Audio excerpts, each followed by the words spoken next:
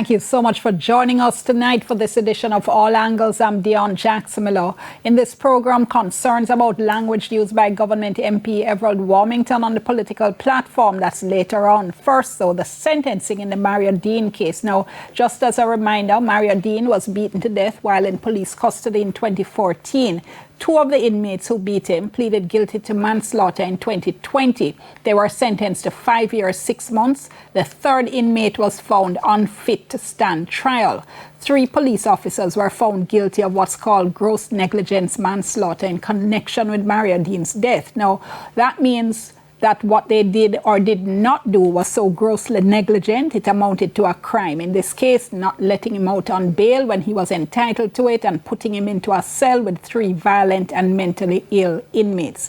The most senior of the 3, Corporal Elaine Stewart, was sentenced to 5 years in prison for manslaughter, 1 year for misconduct in a public office, 1 year for attempting to pervert the course of justice. You probably remember reports that the cell that Deane was beaten in, that was washed out. She gave orders for it to be washed out before the investigators got there.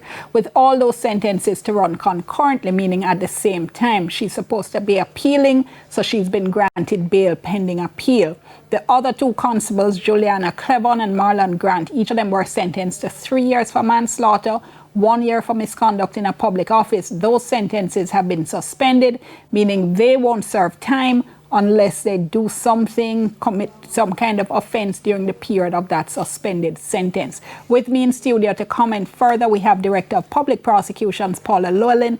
We also have the Chairperson of Jamaicans for Justice, John Clark. Jamaicans for Justice has been working and supporting Mercia Fraser, who is the mother of Deane, throughout all of this. Just before I bring in our guest, though, our colleague in Westmoreland spoke to Mercia Fraser, as I said, the mother of Deane, after the sentencing. Take a look.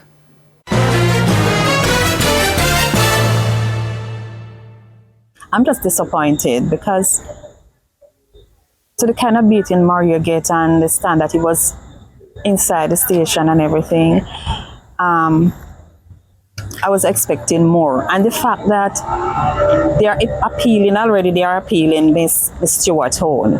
Therefore, she's not going to get locked up until the appeal, I guess, because the bail is still on. So I'm kind of disappointed. And I don't know where it's going after the appeal.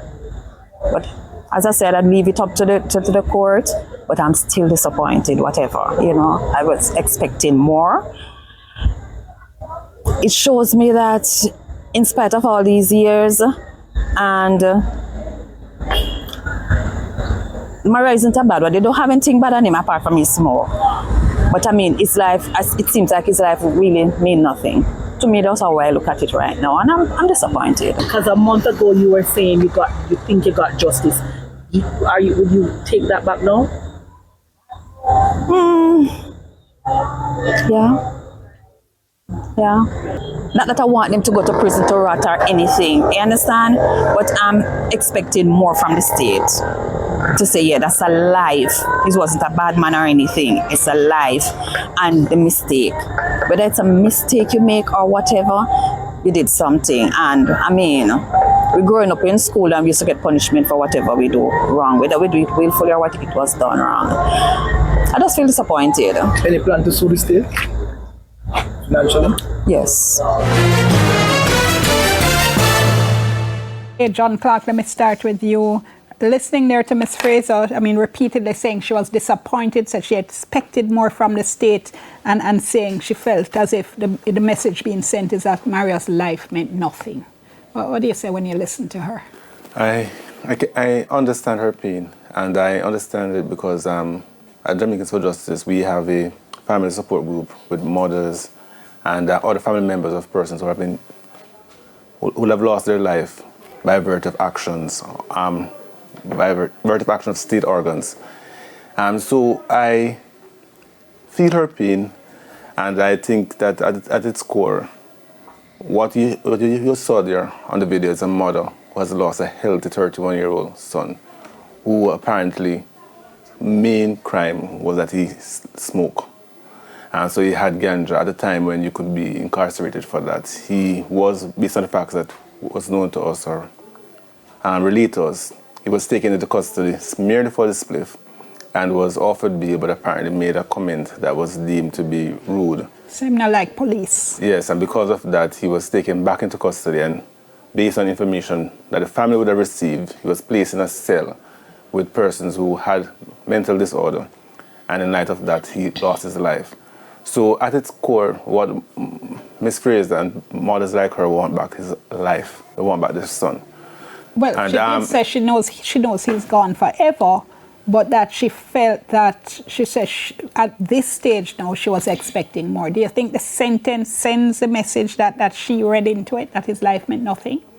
In other words, was the sentence too light? A sentencing decision that the court make will be informed by many different factors. And in this particular case, and perhaps I'm speaking as a lawyer, in this particular case, one of the factors the court have to bear in mind is the good character antecedents of the relevant persons who were charged. So to many persons who are not aware of the many factors that the court have to bear in mind, that sentences like these can, on the face of it, just seem to be too lenient, not sending the right message. And when I made a reference earlier that what the mother wants back is her son, so ultimately she said, I don't want to rot in prison, but I want them to feel some of the pain that Mario Deane felt, and the best way perhaps for them to feel that is by being in custody.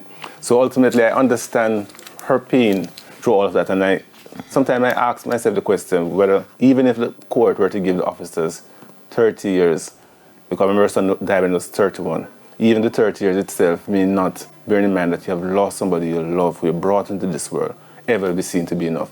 But what in any event that we, or of the view at Jamaicans for Justice, have examined this particular case, is that perhaps there may need to be, and we don't normally say that there is need for parliamentary intervention, but these particular offences are mostly based in common law. That's where we get our guidance from. I'm going to ask you a hold there. I want to come back to that, but let me bring in the DPP, because I understand the prosecutors did ask for a heavier sentence than was handed down. Yes, we did prepare written submissions, and we made oral submissions. And in fact, my senior deputy director did discuss it with me, because we also have to look at the case law and the circumstances, do the calculations according to law. And our starting point, I believe, in respect of the manslaughter was 10. Yes. But the learned judge thought that that was a little bit too high, and he dropped the starting point to 7. May I say that it's not often that I agree with my learned friend on the other side, but I concur with what he just said. It was the points. He has been waiting to get that opportunity.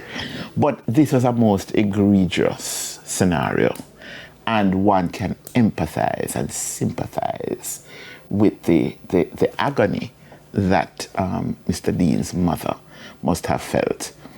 I know the prism that she's speaking through, but certainly as the objective officer who deals with the prosecution of these matters, may I say to her that her son's life did mean something, because of her advocacy, her focus, her stick-to-itiveness, and of course supported by Jamaicans for Justice. I mean, we did our job. There were 6 persons who ought to have been held to account using the criminal standard of proof beyond a reasonable doubt. And we are proud that in terms of the rule of law, although because of systemic issues and challenges, it took so long, 5 persons out of the 6 were called to account and found guilty in the criminal courts. We cannot bring back her son, who was a wonderful person to her, but I just hope she can understand that the sentencing function of a judge is the most difficult function, and he has to balance many, many factors. In fact, the incarcerating witness, the key witness in the case, who was also in the cells with Mr. Deane and the others, he gave evidence, and the judge referred to it, that the 3 police officers have treated them generally well while he was there. He gave that evidence. So you know, as counsel, that good character would have to be factored in. They got good social inquiry reports, I understand. They got good antecedents. So the judge, in his view, fell at a particular area of the range of sentences that we would not be in a position to take it further in terms of appealing, because it was in the range.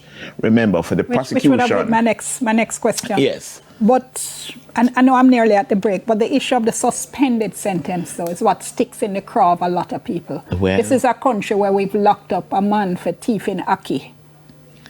And as Ms. Fraser says, a life was taken in situations where Maria was completely, did nothing at all to warrant what had happened to him.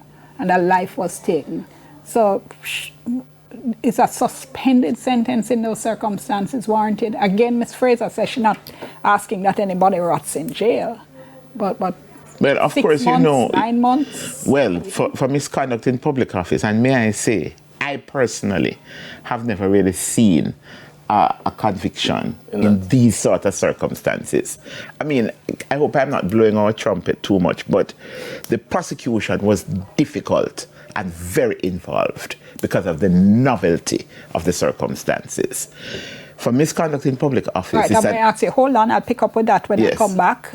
Stay tuned. Remember our WhatsApp line, which is 2540693. We'll soon come.